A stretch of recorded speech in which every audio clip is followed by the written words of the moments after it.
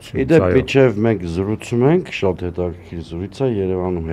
հերթական Արնոտ Ռազբորկան ա եղել, 30 կրակոց անջել, 30 կրակոց, Մուրացան փողոցում, մեկ զոհ կա, վիրավորներ եւ այլն, եւ այս տեղեկատվությունը